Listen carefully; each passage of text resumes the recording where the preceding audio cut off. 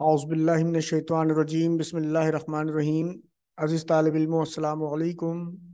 میں وسیم احمد معلم اردو شاہ group educational channel میں آپ کو خوش آمدید کہتا ہوں۔ بیٹا آپ کے علم میں ہے کہ ہم اس ویڈیو لیکچر کے ذریعے درجہ نحو کے مضمون اردو کے حوالے سے گفتگو کرتے ہیں، اور آج جو ہمارا موضوع گفتگو ہے وہ ہے سبق نظریہ پاکستان۔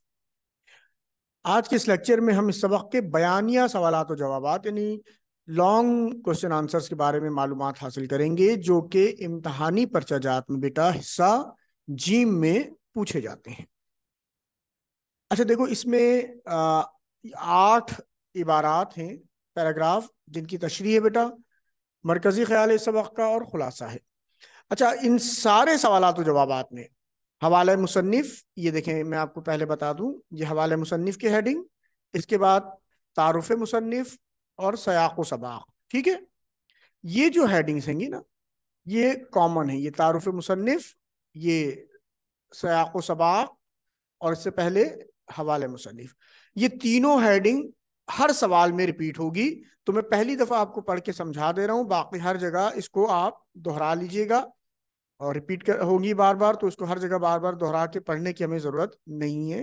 امتحان میں چونکہ ایک ہی پیراگراف آئے گا تو آپ کو ایک مرتبہ لکھنا ہوگا، ٹھیک ہے؟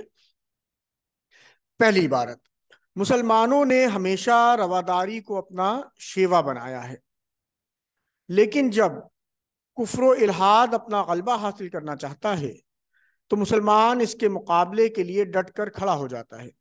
بادشاہ اکبر کی بیجا رواداری اور ملکی سیاست میں ہندوؤں کے عمل دخل کی وجہ سے ملک میں کافرانہ طور طریقے اس قدر رائج ہو گئے تھے کہ مسلمانوں کی آزادی خود ان کے دینی معاملات میں بھی ختم ہو گئی تھی۔ چنانچہ اکبر کے آخری دور میں اسلام کی سربلندی کے لیے حضرت مجدد الثانی رحمۃ اللہ علیہ کھڑے ہوئے۔ آپ نے جہانگیر کے زمانے میں محض دین کی خاطر قید و بند کی سختیاں جھیلی اور اسلامی قدروں کو نئے سرے سے فروغ دیا۔ اچھا، جواب کے لیے بیٹا سب سے پہلے حوالہ مصنف کہ درج بالا عبارت سبق نظریہ پاکستان سے منتخب کی گئی ہے، اور اس کے مصنف جناب ڈاکٹر غلام مصطفیٰ خان صاحب ہیں، ٹھیک؟ تعارف مصنف، آپ کو ادبی دنیا میں ایک نمایاں مقام حاصل ہے۔ آپ مشہور زمانہ کتاب اقبال اور قرآن آپ نے تحریر کی، جس پر آپ کو صدارتی ایوارڈ بھی دیا گیا۔ ڈاکٹر غلام مصطفیٰ خان جبل پور ہندوستان میں پیدا ہوئے۔ ڈاکٹر صاحب ایک بڑے عالم، محقق، مصنف، ماہر لسانیات، ماہر تعلیم اور سلسلہ نقشبندیہ کے عظیم رہنما تھے۔ آپ کو اردو، ہندی، فارسی، عربی، انگریزی زبانوں پر عبور حاصل تھا، مہارت حاصل تھی۔ آپ کی علمی اور تصنیفی خدمات کی وجہ سے پاکستان کے مختلف اداروں نے آپ کو تمغے، ایوارڈز اور سپاس نامے عطا کیے۔ حکومت پاکستان نے آپ کو اقبال اور قرآن کتاب لکھنے پر صدارتی ایوارڈ اور ستارہ امتیاز سے نوازا۔ تعارف مصنف کے بعد بیٹا سیاق و سباق۔ سبق نظریہ پاکستان ہماری اردو کی درسی کتاب سے ماخوذ ہے۔ اسے مشہور ماہر تعلیم اور محقق جناب غلام مصطفیٰ خان صاحب نے تحریر کیا۔ اس سبق میں انہوں نے قیام پاکستان کے نظریے کی وضاحت کی اور تشکیل پاکستان کی تفصیل بھی بیان کی۔ ان تمام چیزوں کے بعد بیٹا آپ عبارت کی تشریح لکھو گے۔ ہر عبارت میں یہ تینوں ہیڈنگ پہلے لکھی جائیں گی، اس کے بعد تشریح ہوگی۔ اس فن پارے میں مصنف نظریہ پاکستان کے پس منظر کو بیان کرتے ہوئے کہتے ہیں کہ یہ پس منظر ہمارے ملک کی نئی نسلوں کو معلوم ہونا چاہیے۔ اس بنیادی ضرورت کو پیش نظر رکھ کر انہوں نے مسلمانوں کی قومیت کو تفصیل سے بیان کیا، بلکہ یہ بھی باور کرایا کہ پاکستان کیوں ضروری تھا۔ اس پیرائے میں وہ کہتے ہیں کہ مسلمان ہمیشہ سے اسلامی اصولوں پر کاربند رہے۔ انہوں نے ہمیشہ دوسری قوموں کے ساتھ بہتر اور عمدہ تعلقات استوار کرنے کی کوشش کی۔ ان کی کوشش ہوتی تھی کہ رواداری اور حسن سلوک کو پیش نظر رکھا جائے۔ جب کبھی غیر مسلم قوموں نے مسلمانوں پر غالب آنا چاہا تو انہوں نے ڈٹ کر مقابلہ کیا۔ شہنشاہ اکبر نے اپنے دور حکومت میں ہندوؤں کے ساتھ بیجا حسن سلوک اور رواداری برتی، جس کے نتیجے میں ہندوانہ رسم و رواج مذہب میں داخل ہونے لگے۔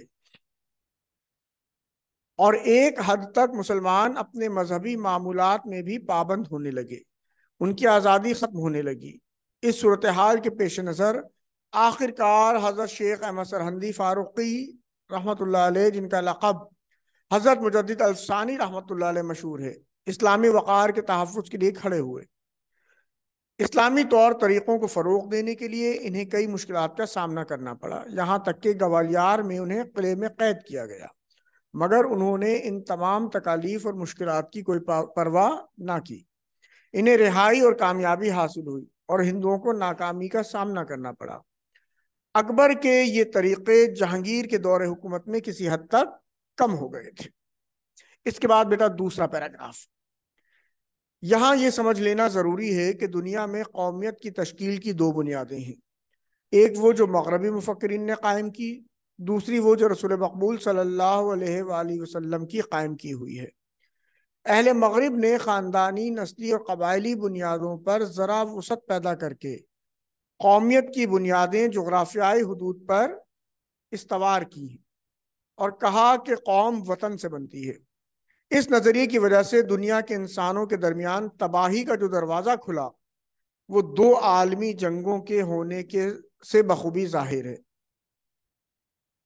یہ وطنی قومیت ہی کی بنیاد پر لڑی گئیں، اور یہ وطنی قومیت جنوبی ایشیا کے مسلمانوں کو تحفظ دینے میں تو بالکل ہی ناکام تھی، کیونکہ جنوبی ایشیا کے مسلمان اس نظریے کے تحت ایک مجبور اقلیت بن جاتے تھے۔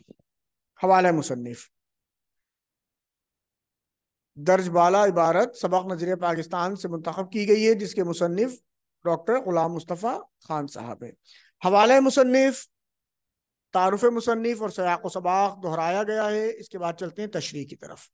عبارت کی تشریح، مصنف اس فن پارے میں نظریہ پاکستان کی مزید وضاحت کرتے ہوئے کہتے ہیں کہ ہمیں اس بات کو اچھی طرح ذہن نشین کرنا چاہیے کہ تمام کے تمام ممالک سیاسی قومیت اور جغرافیائی حدوں کی بنیاد پر بنائے گئے، جو کہ مغربی نظریہ ہے، مگر پاکستان مشرقی اور اسلامی نظریے کی بنیاد پر بنا، اس لیے یہ مغربیت سے جدا ہے۔ مغربی نظریہ کی بنیاد خاندان، نسل، زبان، قبائل اور جغرافیائی حدود پر قائم ہے، جیسے ہندوستان کا رہنے والا ہندوستانی، جرمن، برطانوی، امریکی وغیرہ۔ اس نظریے کے تحت ایک ملک اپنے مفاد کی خاطر دوسرے ملک کا دشمن بن جاتا ہے اور جنگیں ہوتی ہیں۔ موجودہ جنگیں اس بات کا واضح ثبوت ہے۔ وطن اور نظام کے لحاظ سے جنوبی ایشیا کے مسلمان اس نظام حکومت کو نہیں اپنا سکتے۔ اگر وہ ہندوستان میں رہنے کی بنا پر ہندوستانی بن جاتے تو ہندو قوم اکثریت کے زور پر ہر وہ قدم اٹھاتی جو مسلمانوں کے خلاف ہوتا، اور اس طرح مسلمان بے بس و مجبور قوم بن جاتے، ان کا جینا دوبھر ہو جاتا، زندگی کا دائرہ تنگ ہو جاتا، انہیں اقلیت قرار دے دیا جاتا اور ان کی مذہبی آزادی ختم کر دی جاتی۔ عالمگیر جنگوں کی بنیاد یہی نظریہ ہے۔ اس کے برعکس مسلمانوں کا نظریہ قومیت، جس کی بنیاد حضور اکرم صلی اللہ علیہ وآلہ وسلم کے قائم کردہ ہے، اور اس نظریے کے تحت مذہب، عقیدے اور توحید پر ایمان رکھنے والے ملت اسلامیہ کہلاتے ہیں، اور پاکستان اسی نظریے کی بنیاد پر قائم کیا گیا۔ اس لیے مسلمان ایک قوم ہے، خواہ وہ کسی بھی ملک کے رہنے والے ہوں۔ اب چلتے ہیں اگلے پیراگراف کی طرف۔ تیسرا پیراگراف،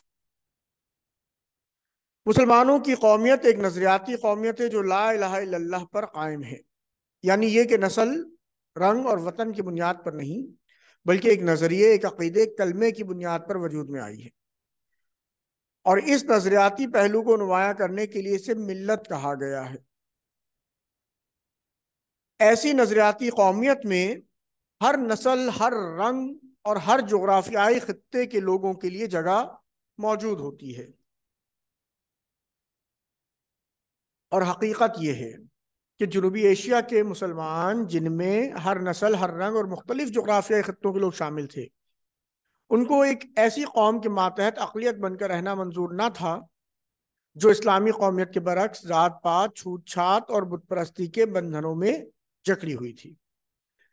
حوالہ مصنف، تعارف مصنف اور سیاق و سباق دہرا دیا گیا بیٹا۔ ہم تشریح پڑھتے ہیں، عبارت کی تشریح۔ مصنف اس پیراگراف میں مسلمانوں کی قومیت اور مغربی قومیت کے نظریے کا جائزہ پیش کرتے ہوئے کہتے ہیں کہ مسلمانوں کی قومیت اور مغربی نظریہ ایک دوسرے کے برعکس ہیں۔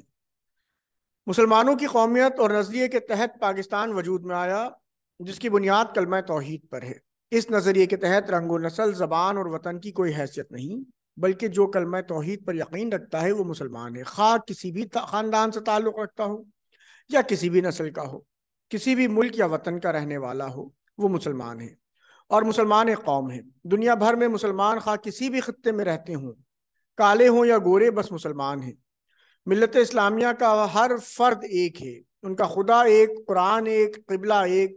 اگر کسی بھی ملک پر مسلمانوں پر کوئی پریشانی اور مشکل آتی ہے تو سب ایک ہو جاتے ہیں۔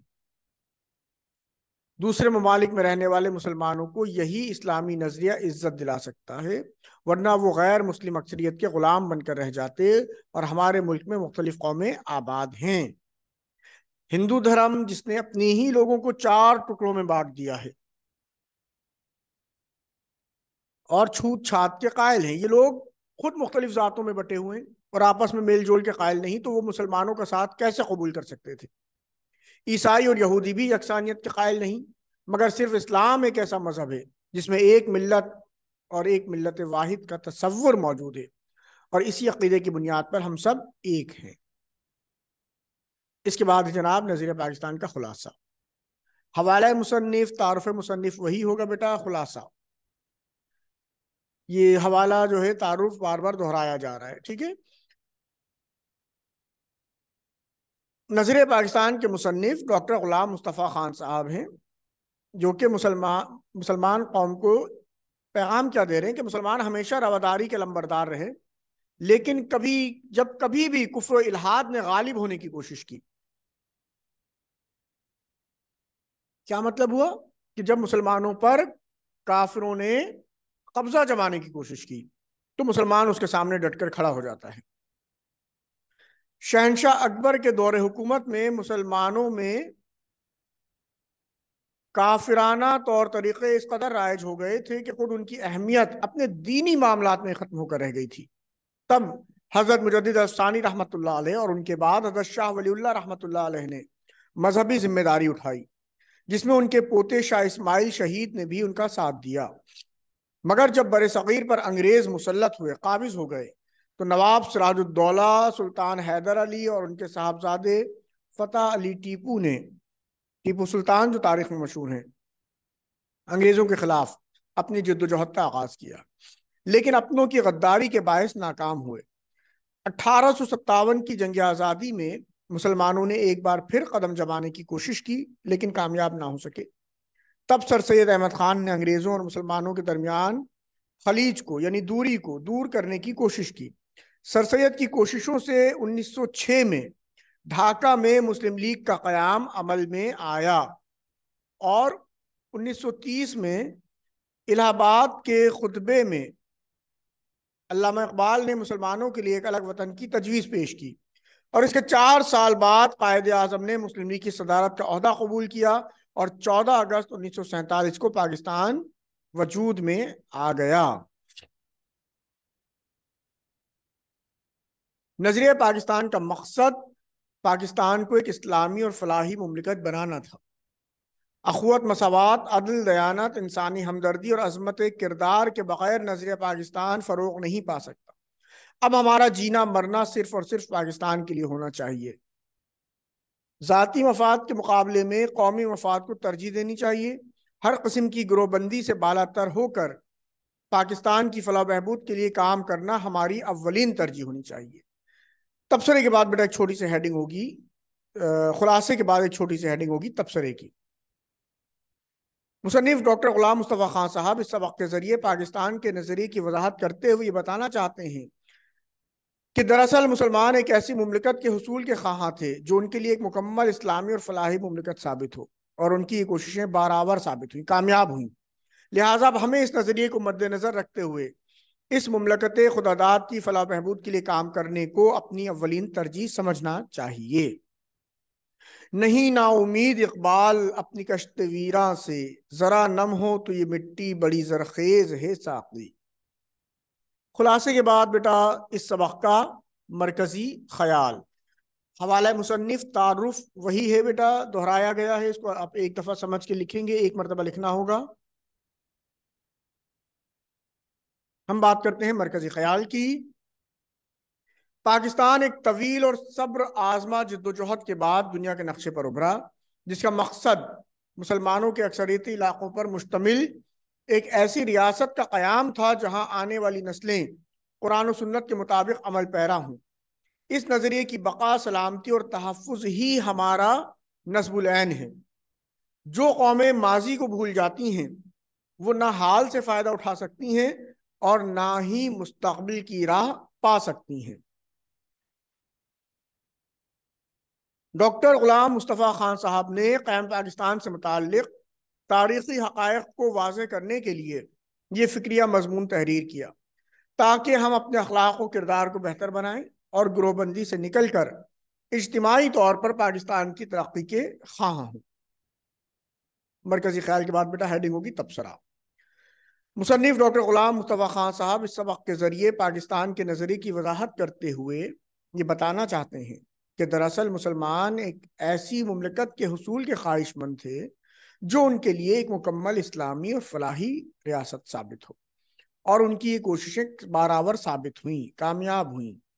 لہٰذا اب ہمیں اس نظریے کو مد نظر رکھتے ہوئے اس مملکت خداداد کی فلاح و بہبود کے لیے کام کرنے کو اولین ترجیح سمجھنا چاہیے۔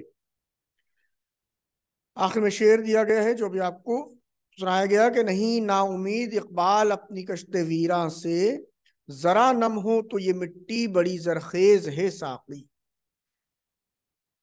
اس کے بعد بیٹا پیراگراف ہے تشریح کا۔ پاکستان قائم کرنے کا فیصلہ ہندوؤں کو بہت ناگوار گزرا۔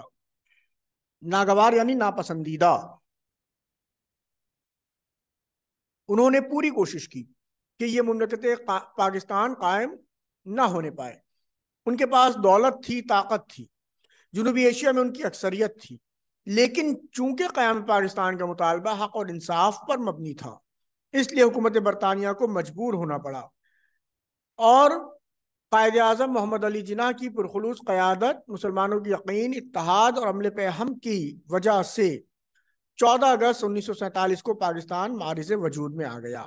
حوالہ مصنف، تعارف مصنف اور سیاق و سباق دہرایا گیا ہے بیٹا۔ ہم چلتے ہیں تشریح کی طرف۔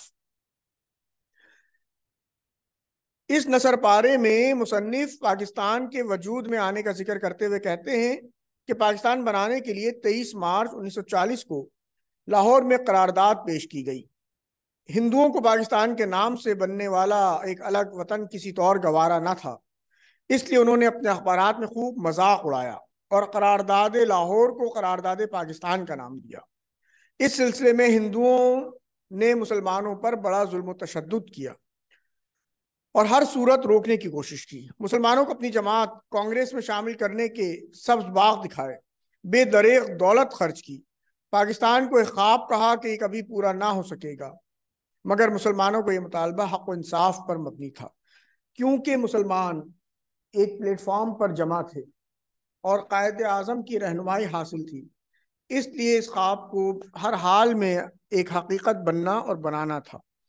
ہندوؤں کی دولت اور طاقت حق و انصاف اور اتحاد کے سامنے بیکار ثابت ہوئی، اور مسلمانوں کو اپنے یقین کامل، اتحاد اور مسلسل جدوجہد کی وجہ سے کامیابی ہوئی، اور آخر کار 14 اگست 1947 کو پاکستان ایک حقیقت کے روپ میں دنیا کے نقشے پر ابھرا۔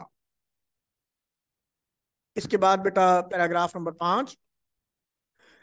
پاکستان نے اپنے قیام سے اب تک بڑی ترقی کی ہے، اس کا شمار دنیا کے اہم ملکوں میں ہوتا ہے۔ اگر ہم یہ چاہتے ہیں کہ پاکستان اور زیادہ ترقی کرے اور ہمیشہ ترقی کرے تو ہمیں نظریہ پاکستان کو ہر وقت پیش نظر رکھنا ہوگا۔ اس کی بدولت ہم پاکستان کو زیادہ مستحکم اور شاندار بنا سکتے ہیں۔ حوالہ مصنف، تعارف مصنف اور سیاق و سباق کے بعد ہم بیٹا عبارت کی تشریح بیان کریں گے کہ مصنف اس نثر پارے میں پاکستان کے قیام کے بعد آنے والے حالات کا ذکر کرتے ہیں اور کہتے ہیں کہ 14 اگست 1947 کو پاکستان وجود میں آیا۔ اس کے بعد پاکستان کو مشکل ترین حالات کا سامنا کرنا تھا، مگر پاکستان نے بڑی تیز رفتاری سے ترقی کی منازل طے کی، جبکہ مخالفین یہی کہتے رہے کہ پاکستان کی سرزمین میں ایسا کچھ نہیں ہے اور ملک کوئی ترقی نہیں کر رہا۔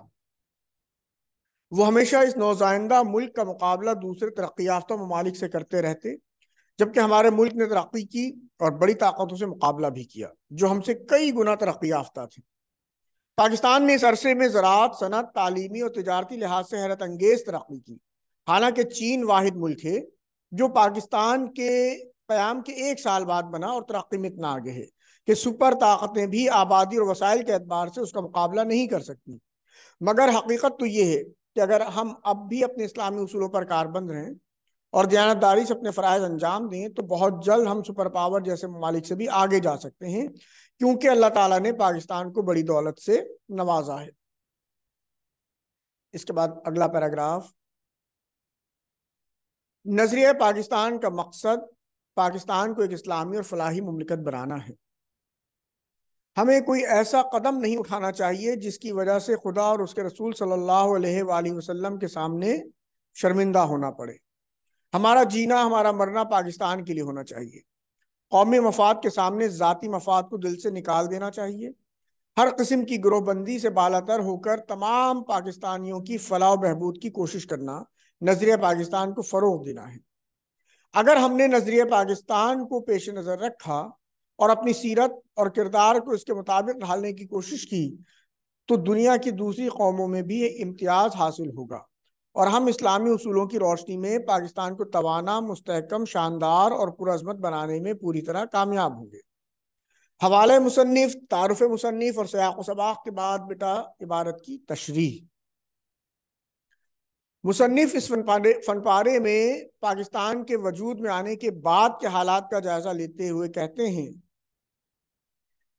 کہ پاکستان کے حال اور مستقبل کا انحصار نظریہ پاکستان پر ہی مبنی ہے۔ ہمیں اپنے ملک کو ایسی اسلامی فلاحی ریاست بنانا ہے جو نہ صرف دوسرے ممالک کے لیے مثال ہو بلکہ ہر مسلمان کے لیے ترقی کے راستے مناسب، موزوں اور یکساں ہوں۔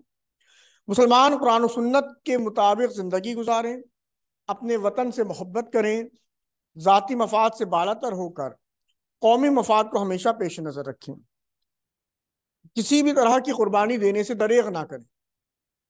سارے گروہ جو زبان اور علاقوں کی بنیاد پر الگ الگ ہیں مل کر ایک ملک اسلامیہ بن جائیں تو بہت جلد نہ صرف اپنی کھوئی ہوئی عظمت کو حاصل کر لیں گے بلکہ پوری دنیا میں سرخرو ہو کر زندگی گزاریں گے۔ ہمیں اپنے اخلاق اور اعمال کو اسلامی طریقوں پر چل کر مثالی بنانا ہے۔ اب ضرورت ہے کہ ہم خود کو سنبھالیں اور اسلامی تعلیم پر عمل کریں، تبھی پاکستان مضبوط اور شاندار ہو سکے گا۔ 7واں جملہ ہے بیٹا، یہ وطنی قومیت جنوبی ایشیا کے مسلمانوں کو تحفظ دینے میں تو بالکل ناکام تھی۔ حوالہ مصنف، تعارف مصنف اور سیاق و سباق کے بعد ہم بیٹا عبارت کی تشریح کی بات کرتے ہیں کہ اس فقرے میں مصنف مزید وضاحت کرتے ہوئے کہتے ہیں کہ دنیا میں قومیت کے 2 بنیادی نظریے ہیں۔ پہلا نظریہ مغربی مفکرین کا ہے جو خاندانی، نسلی اور قبائلی بنیادوں میں ذرا وسعت پیدا کر کے قومیت کی بنیاد جغرافیائی حدود پر رکھتے ہیں اور ان کے مطابق قوم وطن سے بنتی ہے۔ یہ وطنی قومیت تباہی اور بربادی کے دہانے پر لا کھڑا کرتی ہے، اس میں انسانیت کی بھلائی ممکن ہی نہیں۔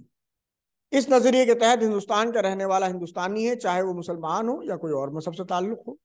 مسلمان ایک مجبور اقلیت بن کر رہ گئے تھے۔ اس وطنی قومیت کی وجہ سے جنوبی ایشیا کے مسلمان عدم تحفظ کا بھی شکار ہو گئے تھے۔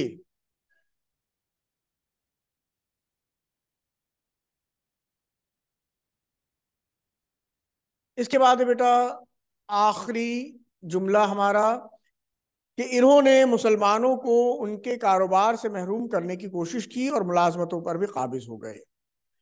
تو وہی حوالہ مصنف، تعارف مصنف اور سیاق و سباق یہ دہرائے گئے ہیں۔ اس کے بعد عبارت کی تشریح۔ ڈاکٹر غلام مصطفیٰ خان اس فقرے میں ہندوؤں کی مسلم دشمنی کے بارے میں وضاحت کرتے ہوئے کہتے ہیں کہ برصغیر پاک و ہند کی قوموں نے مل کر ایک جماعت کانگریس کے نام سے تشکیل دی جس کا مقصد انگریزوں سے ملک کو آزاد کرانا تھا، مگر مسلمانوں کو جلد ہی اس بات کا اندازہ ہو گیا کہ یہ جماعت صرف اور صرف ہندوؤں کی فلاح و بہبود چاہتی ہے، مسلمانوں کے مفادات سے اسے کوئی غرض نہیں۔ کیونکہ کانگریس نے اپنی دشمنی کی بنیاد پر مسلمانوں کو ملازمتوں سے برطرف کرنا شروع کر دیا تھا، ان کی جائیدادیں اور املاک ضبط کر لیں، سرکاری ملازمتوں سے بھی بے دخل کیا گیا تاکہ مسلمان مفلوک الحالی اور بے بسی، تباہی اور بربادی کا شکار ہو جائیں۔ اعلیٰ عہدے اور سرکاری عہدے خود سنبھال لیے تاکہ مسلمان ذلت و رسوائی سے زندگی گزارنے پر مجبور ہو جائیں۔ یہ تھے جناب عبارات اور جملوں کی تشریحات، امید ہے آپ کے لیے مددگار ثابت ہوں گی۔ شاہ گروپ ایجوکیشنل چینل دیکھنے کا بہت بہت شکریہ۔ انشاءاللہ اگلی ویڈیو میں نئے موضوع کے ساتھ حاضر ہوں گے، تب تک کے لیے اجازت دیجیے، اپنا خیال رکھیے گا، اللہ حافظ۔